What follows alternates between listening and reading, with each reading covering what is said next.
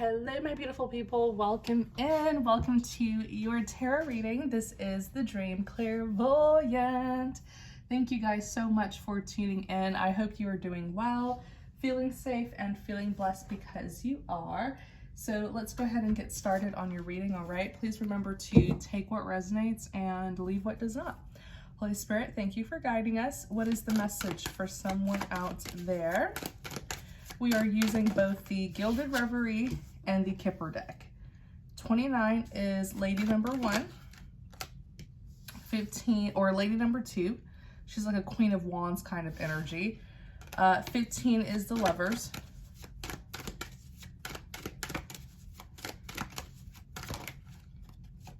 Number 6 is the Cloud, a lack of clarity. 39 is Community.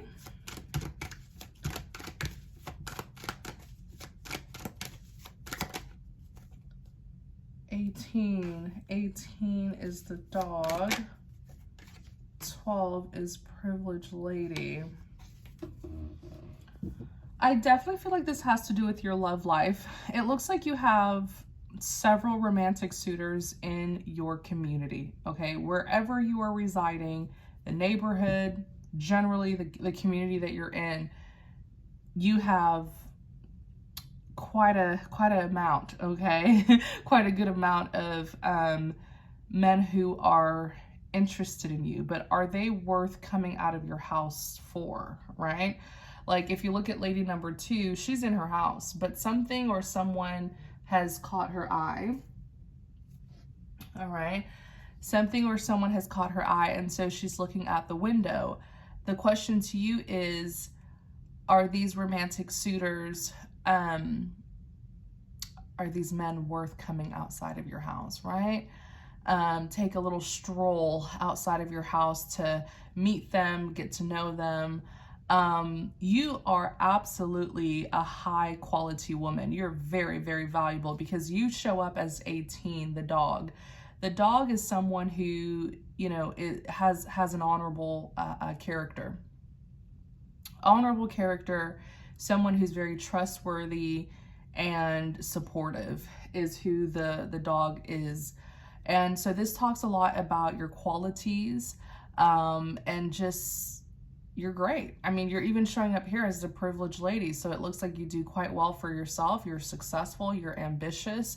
The Privileged Lady is someone of affluence, someone who, you know, has privileges and luxuries. You got your own thing going on. You know, you are really a desirable bachelorette is what I would call you. But just make sure that, you know, a high value woman like yourself does choose the right man who is also a high value man, okay? You want a partner who is equally yoked. 17 is the Stork. The Stork is representing elevation, rising to the top. You do need to be very careful because you are of affluence, because you have privileges and luxuries. Some of these men may actually be opportunists, okay? Like male gold diggers, okay? Women are not the only ones who can be gold diggers. Men can be gold diggers too. These are men who are very ambitious, but they may not really have like the qualities or the qualifications to be in the high place that they want to be at. You know, there are some men who have big dreams and they have a lot of pride and ego and they want to be like ultra wealthy and they want to have the nice cars and they want to be, you know, pretty much recognized by people.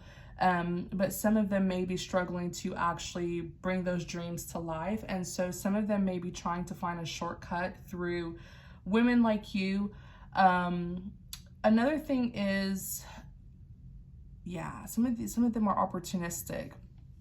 So just make sure that they're genuine, because 13 is the Child. The Child is representing, so sorry you guys, the Child is representing naivety, innocence, a lack of knowledge. It's like when someone wants to play you like a child, right? They want to take advantage of your innocence. So some of these men may want to date you for leverage. Okay, yeah, high honor. They think that by dating you, they will be elevated to a high place, okay? So some of them, the keyword is some, not all, doesn't mean that you shouldn't give them a chance. You'll never know someone's intentions until you give them a chance. But yeah, some of them, they see you as privileged, and so they definitely want to use you for a come up. That's why you even have high honor that's here, okay? And so I always tell people that love is far more than just feelings and emotions. You know, it's one thing to like someone, but you also have to really discern that person and ask yourself if they are even a realistic or an ideal partner to have. Because if you are a woman of privileges and luxuries, you do have affluence, you may have to, I don't want to say you have to, because you don't have to do something that you don't want to do, but it would be wise to date men who are already of that socioeconomic status, okay, that tax bracket, okay? Because not to say that you can't date men who are not of your economic status, but it may be an ego bruise for him, okay? And that's just how men are. You know, men naturally, they are the ones to lead. They are the ones to, you know, be the head traditionally. And so some of them may not feel very comfortable being in a relationship dynamic where their partner, the woman, is of a higher socioeconomic class than they are, or just a higher tax bracket, you know what I mean? So don't be naive in love. You do have to be realistic as well so that you don't get that rude awakening. You also don't want to date someone who is a liability, okay? Who will actually bring you down. You want to date someone who will make your life easier and better, okay? Not the other way around. So 37 is poverty. Let's see what poverty is saying here.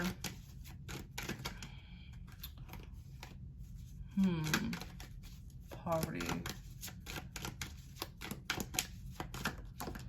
Oh my. Yeah, be careful. So some of these opportunistic men who have been trying to pursue you, they're broke. 37 is poverty. Oh my. You know, and it's not to say that, I'm not trying to say that there's anything wrong with being broke, because life happens, things happen, but I don't believe that you should even bother dating if you're not in a good place financially, because how are you going to really take care of yourself and your significant other if you're not making good money? So what I always tell men is, hey, if you're not happy with where you're at financially, don't even bother dating, because you want to be where you want to be in a good place financially so that you will feel confident and secure in yourself and happy, you know, happy enough to enjoy the relationship. But yeah, some of these men who want to pursue you, be careful, because they're showing up as poverty, so they're pretty broke. And I didn't want to say it at first, but then the sword, right? The scythe shows up, number 10. Number 10 is the scythe, and the scythe is a sharp, dangerous tool that people use in farming, but the scythe can also represent the truth. Spiritually, the swords are all about the truth and clarity. Be careful, because they want to marry you. Many of them would try to marry you with haste, as in they will try to marry you very early on in the relationship, because they want your money, they want a come up. And what better way to climb to the top quickly than to marry someone who already has money? Because when you marry them, what's theirs is also yours.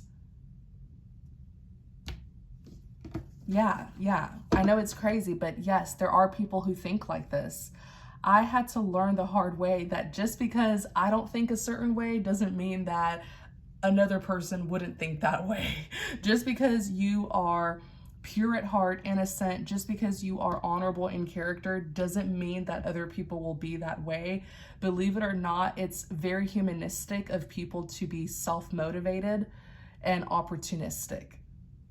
It's like a survival kind of instinct where there are people who, they really believe, well, I got to do what I got to do. Okay.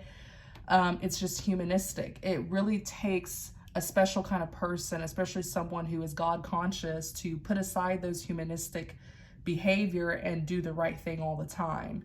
So yeah, they will try to marry you very early on in the relationship, but it's to get your coins, okay?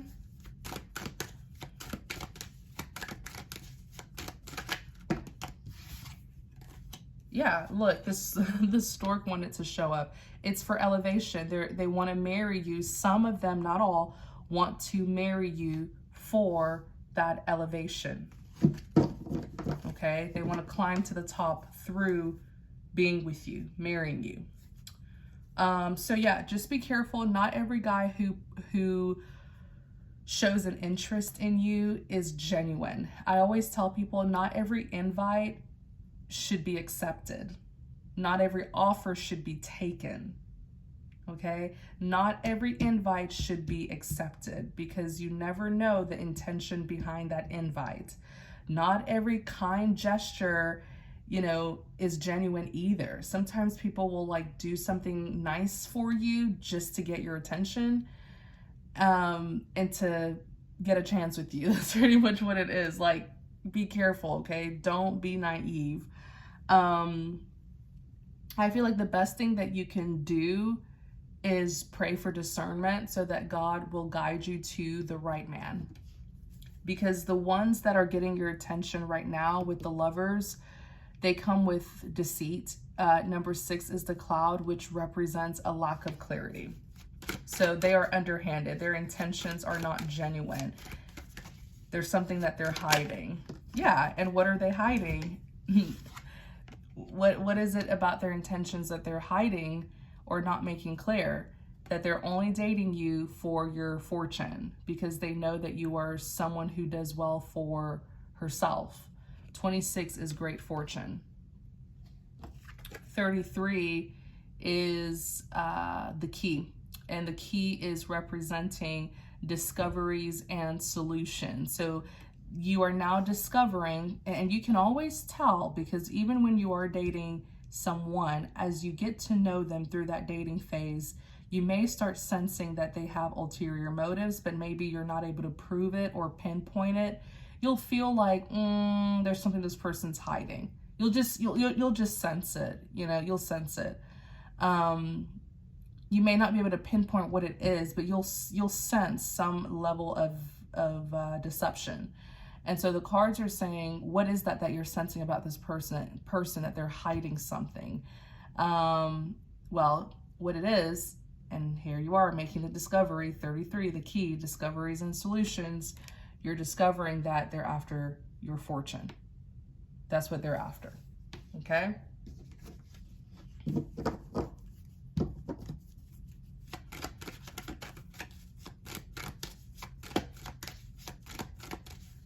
I mean, think about it this way. Imagine you have abundance. To be abundant is to have more than enough. And then you happen to be in close proximity to someone who doesn't have enough. They're going to go towards you because you have enough. Whatever they lack, you have more than enough. So naturally, they're going to seek you. They're going to seek to take from you.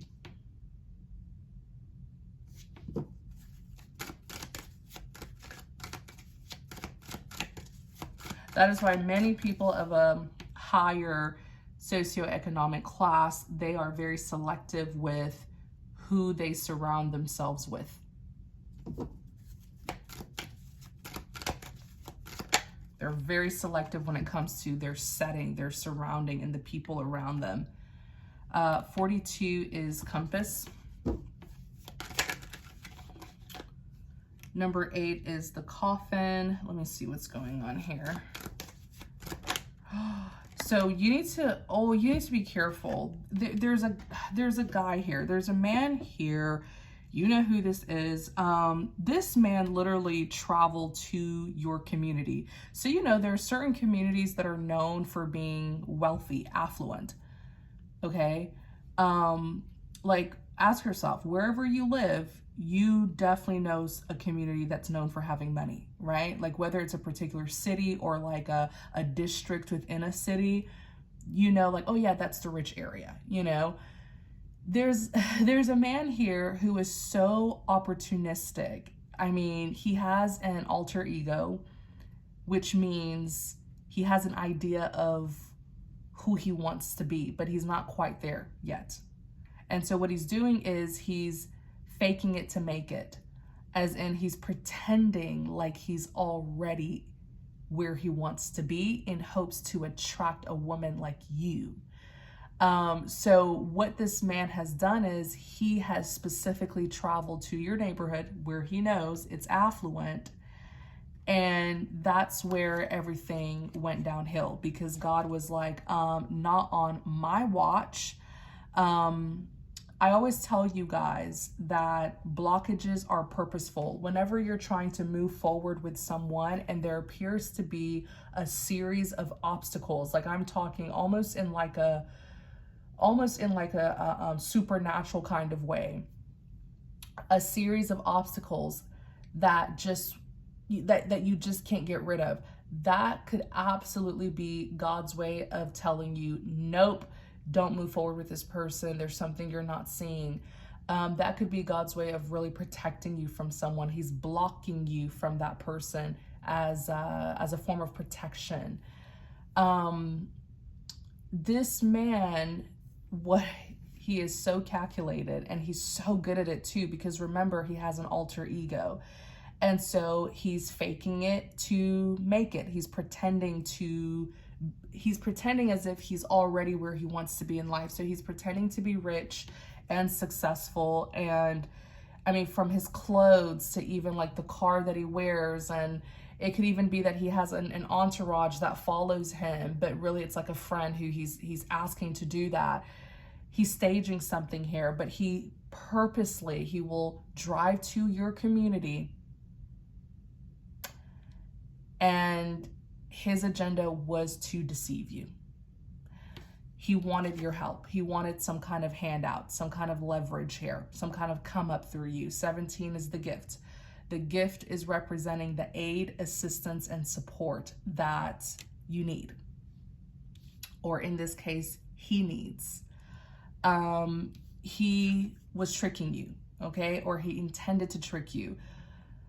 As a matter of fact, if you reflect on the day that you met this man, what if I told you that it wasn't by coincidence? It's as if he knew you would be there. Okay? Like he has a way of staging things. Okay? Just think about it.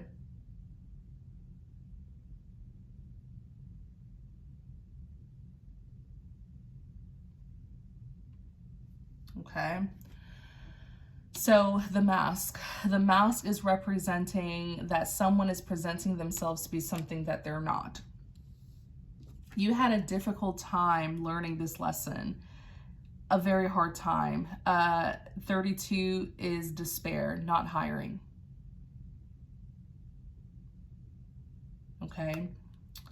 Despair, not hiring. So I also see here that you may have tried to force this connection to work, or you were resisting it. Like I feel like each time you tried to come together with this man, there was some kind of obstacle. Something would fall apart, like all hell would break loose.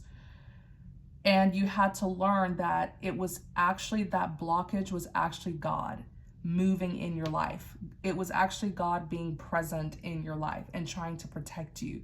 So you must know when to not push it. Don't force something. I always tell people that if something is from God, it will come with peace and clarity. But if it's from the devil, it will come with conflict and confusion.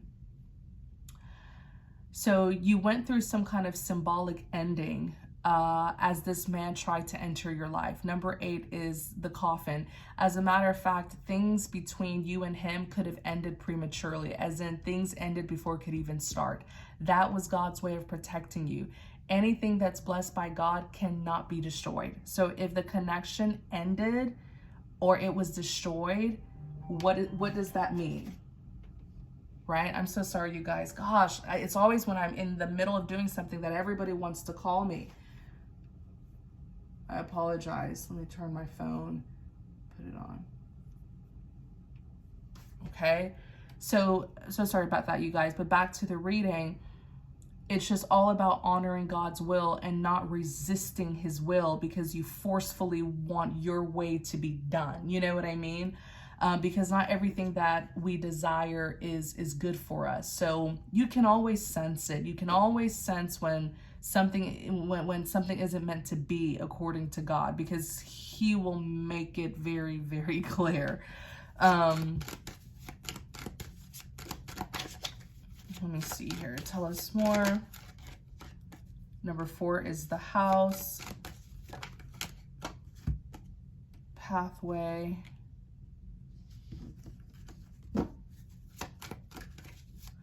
So now that, okay, so there's something that God is teaching you as well. I feel like throughout this entire situation, God has been revealing himself to you.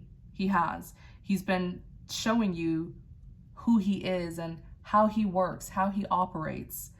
If it's something that he wants you to do, he'll make a way. God is a way maker. Remember that always. He'll make a way even if there is no way. Okay? If it's something that God wants you to do, he will make a way. He will pave a pathway for you to receive whatever that is. So much to the point where he'll even open the gates for you to leave the house. Okay? Some of you could have even felt homebound. You may have felt bound, restricted, stuck. And that was God's way of saying, hey, stay your butt in the house. Like, keep your butt in the house. These men aren't worth coming outside of the house.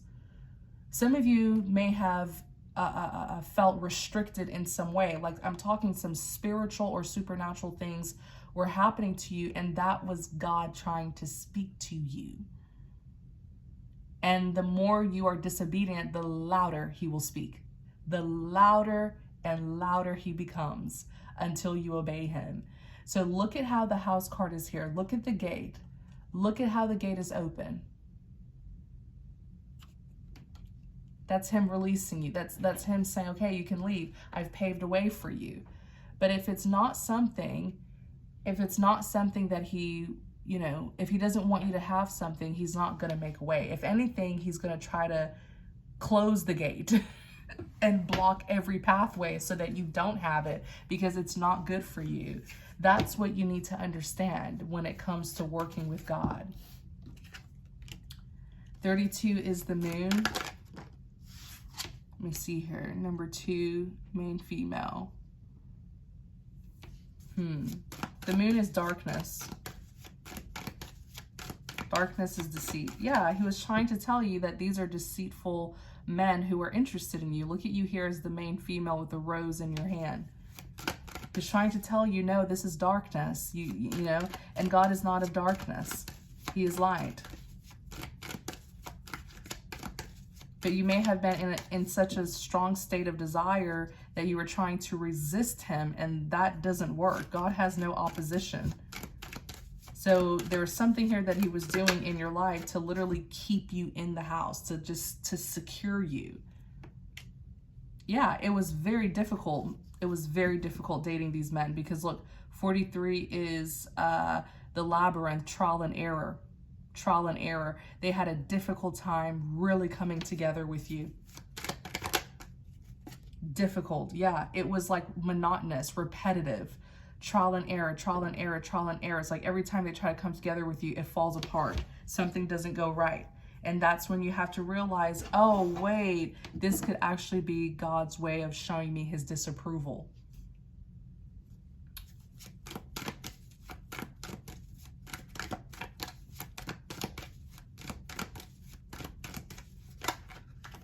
Yeah, so let me see here if there's anything else that you need to know. 35 is the anchor.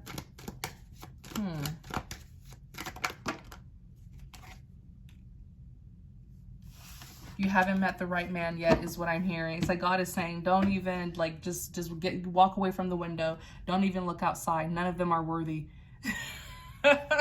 is what God is saying, like truly. And some of you, you don't even have to be looking. I mean, I always tell women, like as women of God, you know, women of God are not supposed to go looking for a husband, right? It's the man who finds them.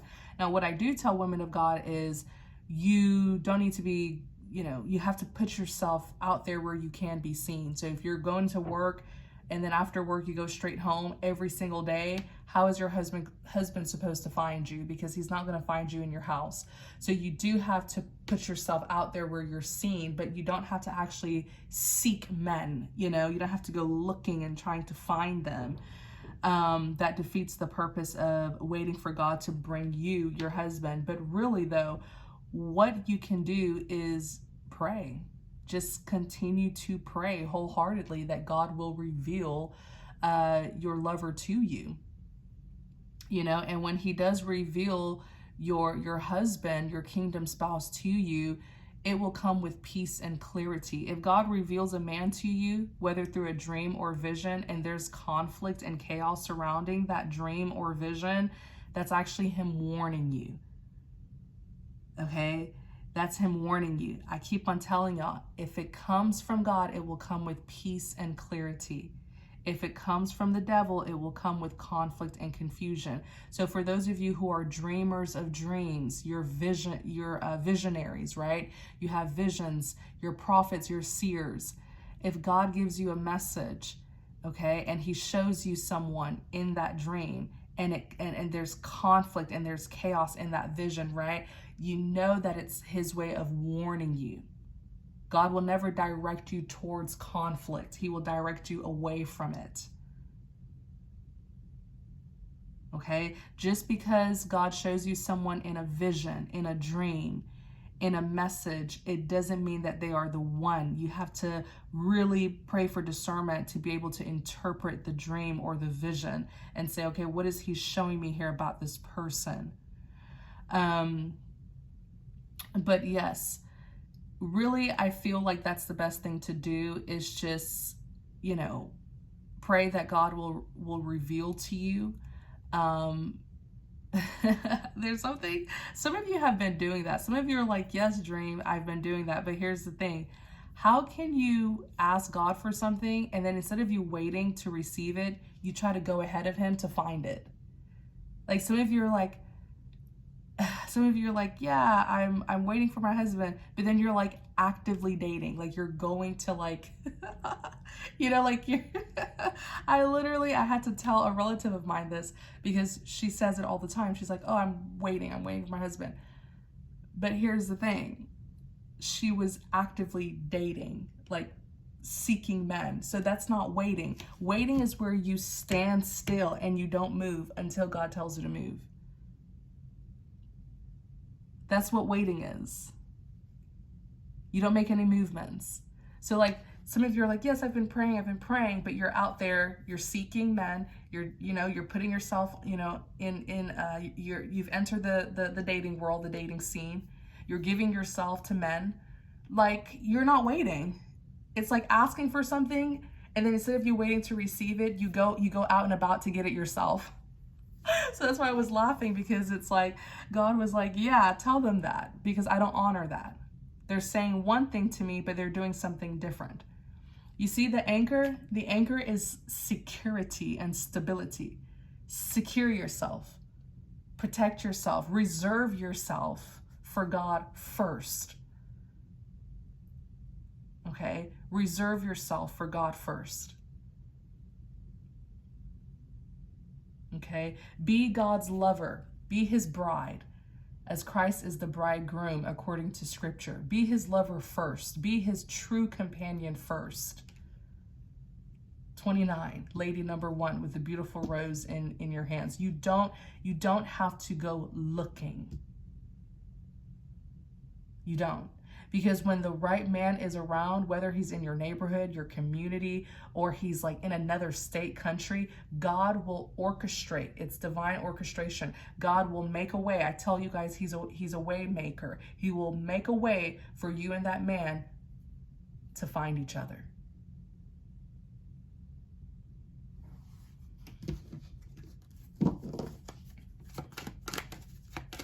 Yep. Yep. It's all false. The men right now who are currently in your life, they want marriage with you really, really bad, but it's not for the right reason. Number 6 is the cloud, a lack of clarity. The intention behind them wanting to marry you isn't a genuine intention. Yeah, look, thief. It's to take from you. I cannot make this up, thief.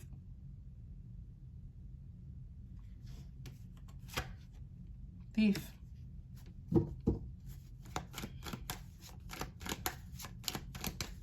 See if there's anything else that you should know. Okay, let's talk about your finances. 27 is unexpected income. Let's talk about your finances here. Number 7 is message.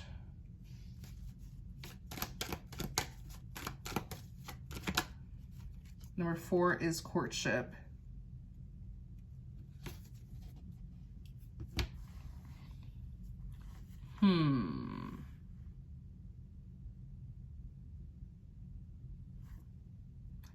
You're trying to level up is what God is showing me. Yeah, that's what he's showing me, that you're trying to level up. So you are already in a good place. I feel like you've worked hard. You're doing very good for yourself, but I feel like you want more, and there's nothing wrong with that. The sky's the limit. As long as you don't allow your material wealth to consume you, you know, overtake your life. But there's nothing wrong with wanting more success. But yeah, God is showing me here, it's like you want more, and he is going to give you more. But there's, let me see here, 16. There's someone here who I feel wants to be a bully, because 36 is the cross, which represents stress, burden, and baggage. But in like there's someone here who's trying to make something difficult for you to get. Yeah, they want to make it difficult for you to come together with something material, like some kind of asset. There is someone here who's being a bully, and they want to stand in your way and prevent you from coming together with the success that you want. And I feel like it's more of an asset. So maybe like for some of you, maybe you're trying to enter a particular business industry, and there's some kind of bulldog, some kind of bully who doesn't want you to enter the industry. Maybe there's like some kind of asset that you're trying to purchase, but there's someone here who's trying to bully you.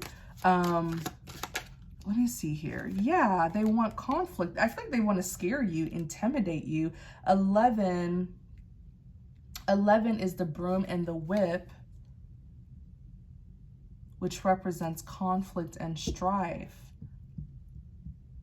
Unexpected income is here, but I feel like there's something that you should know. You have some kind of adversary here who's trying to intimidate you. There is some kind of work that you're trying to do. Maybe it's a project. Maybe it's what do people call it? Like some kind of what is it? Like an endeavor of yours. There's something here that you're trying to do, but I feel like there's like a bully that's been trying to intimidate you. Yeah. So you're not able to move forward with your work. They're standing in your way. 29 is the imprisonment card. The imprisonment is someone who is stuck, restricted, bound, limited. It's like if it's work, well, that work has been left incomplete.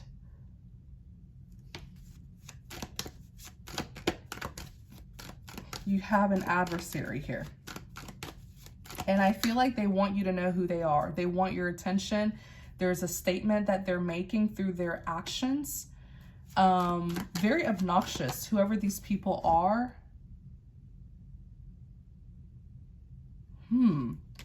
Number 2 is the clover. The clover is luck. Luck and happiness. Luck and happiness.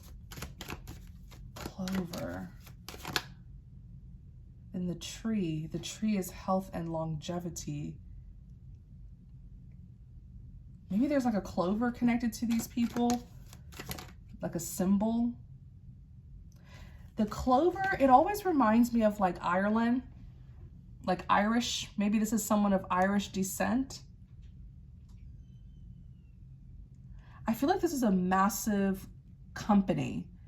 There's some kind of business that you're trying to do, and there's a company that's been in this business for a long time, and they're trying to bully you, intimidate you. Follow me in part 2. We're going to dive more into your work life, your finances, and I will uncover more about what is going on, and perhaps, you know, the Holy Spirit can give you some guidance, some good solutions to this problem. Thank you guys so much for tuning in, my beautiful people. I really hope you enjoyed the reading. If you did, don't forget to like, comment, and subscribe to support the channel. And yeah, you guys, I'll put the link to part 2 in the comment section. I will pin it there. So yeah, take care, my beautiful people. See you in part 2.